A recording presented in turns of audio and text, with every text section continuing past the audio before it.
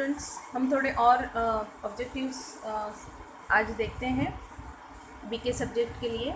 Friends, one word या phrase जो इस पूरी लाइन को एक्सप्लेन कर सकता है, हम लोग देख रहे हैं वन बाय वन। तो पहला statement, business assets which can not be seen touched but can be sold for cash.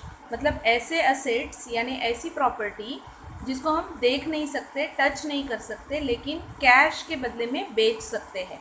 Okay, सो उसे कहते हैं intangible assets. Okay, so friends इसका आंसर है इनटेंजिबल एसेट्स।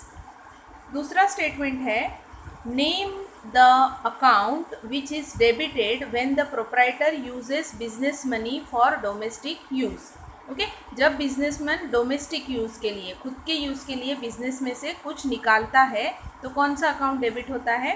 फ्रेंड्स, उस वक्त ड्रॉविंग्स अकाउंट जो होता है वो डेबिट होता है। ओके, अगला स्टेटमेंट है statement number 3, proprietor's personal account. Proprietor का पर्सनल अकाउंट जो होता है ना, वो होता है कैपिटल अकाउंट। चौथा स्टेटमेंट है, the amount paid to owner author of book copyright for the use of book. Book को यूज़ करने के लिए अमाउंट जो ओनर को या ऑथर को, जो बुक लिखने वाला होता है ना, उसको पे की जाती है, उस अमाउंट को बोलते हैं रॉयल्टी। ठीक है।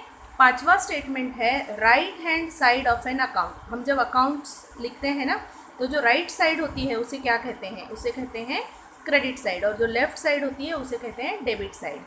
6th नंबर का स्टेटमेंट है, account other than the impersonal account. ऐसा अकाउंट जो इम्पर्सनल अकाउंट को छोड़कर है, वो होता है पर्सनल अकाउंट। ओके, नेक्स्ट है अकाउंट्स ऑफ प्रॉपर्टी। प्रॉपर्टी से रिलेटेड जो अकाउंट होता है उसे रियल अकाउंट बोलते हैं। नेक्स्ट है, name the account which is debited when dog is purchase for business security.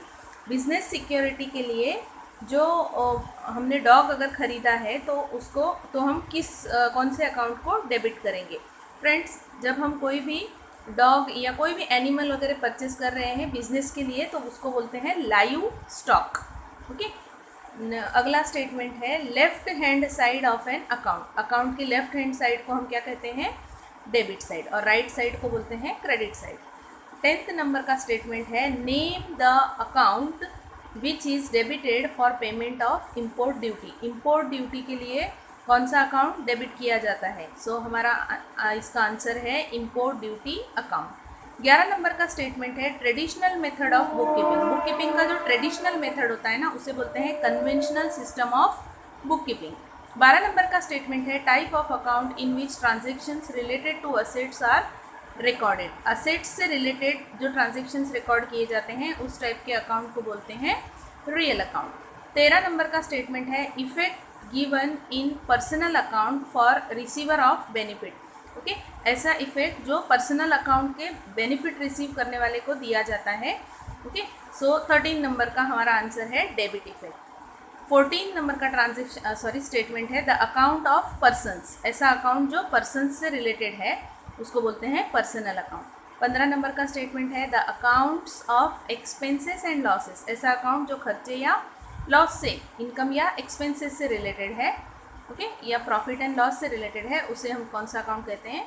Nominal account. Next statement number 16 है, a cash book written in local language by munim ji to record all type of transaction. ऐसा cash book जो मुनीम जी द्वारा लिखा गया है और local language में लिखा गया है, उसको कन्वेंशनल कैश बुक कहते हैं। ओके, कन्वेंशनल मतलब ट्रेडिशनल। 17 नंबर का स्टेटमेंट है, most scientific system of recording business transaction. मतलब सबसे अच्छा साइंटिफिक मेथड बिजनेस ट्रांजेक्शन को रिकॉर्ड करने का कौन सा है? वो है double entry book keeping system. 18 number का स्टेटमेंट है, stock of animals kept for sale. ऐसा स्टॉक एनिमल्स का जो सेल के लिए रखा गया है, तो वो होता है लाइव स्टॉक। आई होप ये वन लाइनर्स जो है वो आपको अच्छे से समझ में आए होंगे। Thank you.